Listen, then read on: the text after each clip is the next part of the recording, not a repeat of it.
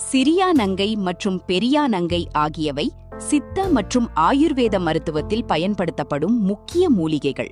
இவற்றின் மருத்துவ பயன்பாடுகள் குறித்து பாரம்பரியமாக பல குறிப்புகள் உள்ளன. ஆனால் அனைத்து பயன்பாடுகளுக்கும் உயர்தர அறிவியல் ஆதாரங்கள் சம அளவில் இல்லை. சிறியா நங்கையின் பயன்கள்: காய்ச்சல் குறைக்க உதவுவதாக பாரம்பரியமாக பயன்படுத்தப்படுகிறது. செரிமானத்தை மேம்படுத்த உதவலாம். கல்லீரல் ஆரோக்கியத்திற்கு ஆதரவாக பயன்படுத்தப்படுகிறது. நீரிழிவு கட்டுப்பாட்டிற்கு துணை மருந்தாக சிலர் பயன்படுத்துகின்றனர். உடலின் நோய் எதிர்ப்பு சக்தியை மேம்படுத்த உதவக்கூடும். பெரியா நங்கையின் பயன்கள்: சித்த மருத்துவத்தில் தோல் நோய்கள் மற்றும் சில அழற்சி தொடர்பான பிரச்சனைகளுக்கு பயன்படுத்தப்படுகிறது. சில விஷக்கடி சிகிச்சைகளில் துணை மூலிகையாக பயன்படுத்தப்பட்டு வந்துள்ளது. உடல் வலிமையை மேம்படுத்தும் மூலிகையாகவும் கருதப்படுகிறது. சிறியா நங்கை மற்றும் பெரியா நங்கை ஆகியவை சித்த மருத்துவத்தில் சில வகை விஷக்கடிகளுக்கு, பாம்பு, தேள், பூச்சி போன்றவைக்கு துணை மூலிகைகளாக பாரம்பரியமாக பயன்படுத்தப்பட்டுள்ளன.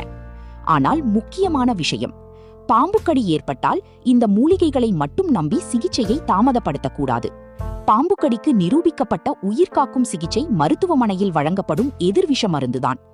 மூலிகைகள் சில அறிகுறிகளுக்கு துணையாக பயன்படுத்தப்பட்டாலும் அவை எதிர்விஷ மருந்துக்கு மாற்றாக இல்லை. தேள் அல்லது சிறிய பூச்சிக்கடி போன்றவற்றில் வலி அல்லது வீக்கத்தை குறைக்க சிலர் பாரம்பரியமாக பயன்படுத்தினாலும் கடுமையான வலி, மூச்சு திணறல், மயக்கம், அதிக வீக்கம் போன்ற அறிகுறிகள் இருந்தால் உடனடியாக மருத்துவமனைக்கு செல்ல வேண்டும்.